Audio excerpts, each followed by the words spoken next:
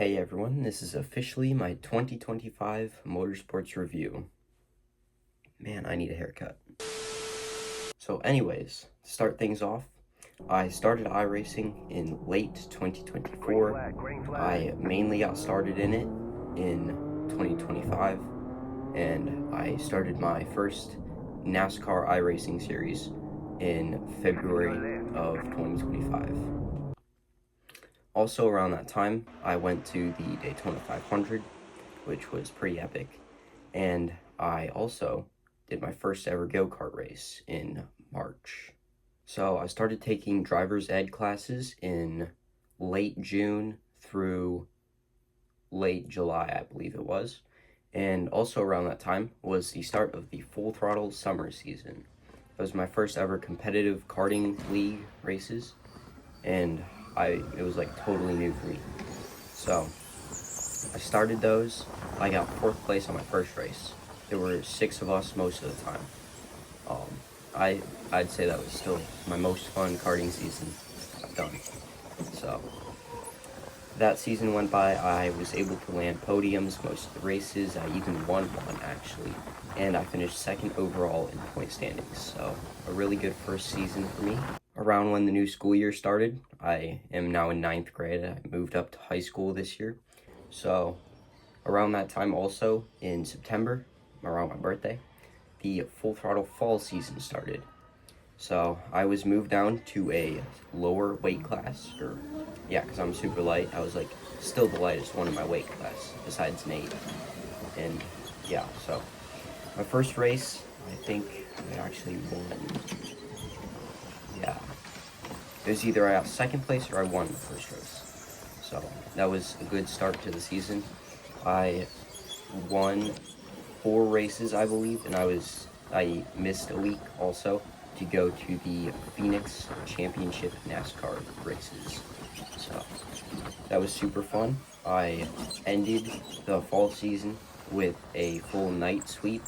I got 1st place in both qualifyings and feature. So that was pretty awesome. I won the league by 5 points, I believe. So I was able to bring home my first karting trophy on the 2nd season ever. That was pretty epic. In terms of the iRacing NASCAR series, I finished 18th place overall out of all like 5,000 people that did it. For my first season in Division 4, I believe I was. That was pretty epic. I also, like I said, I finished runner-up in my first competitive karting series in the summer Full Throttle leagues, and then I got 1st place point standings. I won in the fall. So those were my 3 biggest achievements this year. I still have not won an iRacing NASCAR race. That'll hopefully come this next year. I'm constantly working out and training for it as well, like all the racing stuff. I do weights on Mondays and Tuesdays, and Thursdays and Fridays, and I do body weight on Wednesday and Saturday, and then I do a little bit of elliptical Sunday. Sunday's mainly my rest day, My 2026 karting vision. So I'm either going to be saving all the money I have to try out for a NASA racing license and an SCCA racing license, and buying either probably a go-kart. I will probably be buying my own go-kart this year. But if not, I will be saving all the money I have to buy a Mazda Spec Miata. So that'll be exciting. And probably the Miata won't happen this year. It'll probably happen next year. But if I am going for the go-kart, it will happen this year. So, and there's a new karting track opening up in Lorraine, about 2 hours away from me. So we'll see about that track. That track looks pretty cool. Some big news: I will not be able to do the 2026 Full Throttle Winter League because they moved the schedule from Mondays nights to Tuesday nights. So now those were going to be on Tuesday night. But the only thing is, I actually got, requested or something to be on the 2026 eNASCAR Coca-Cola Series qualifying. So it's a thing where you can look it up too. It's the qualifiers to get into the professional eNASCAR Coca-Cola Series, where some professional NASCAR drivers actually race in and stuff.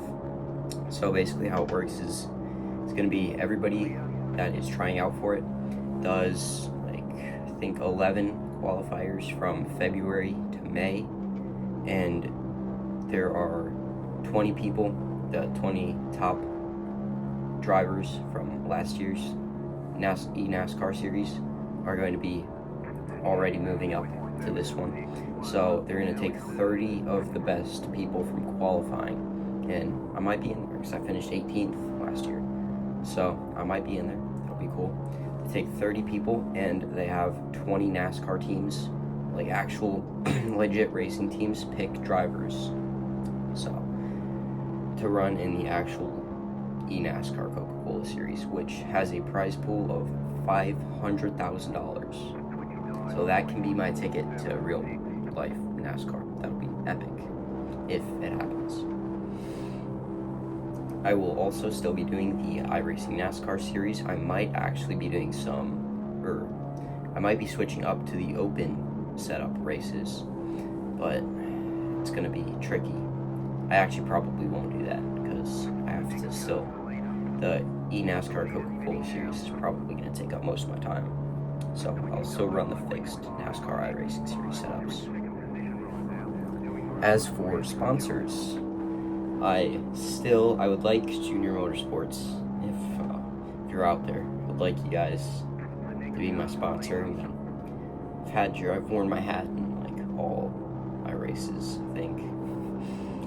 Yeah, I'd really like it if you guys could sponsor me for the eNASCAR Coca-Cola series, if that's an option. So I also did just start my own school team for iRacing just last week, actually. So we'll be trying to, I'll keep you guys posted on that. But I think I'm going to try to get people rounded up to run the NASCAR series with me this year.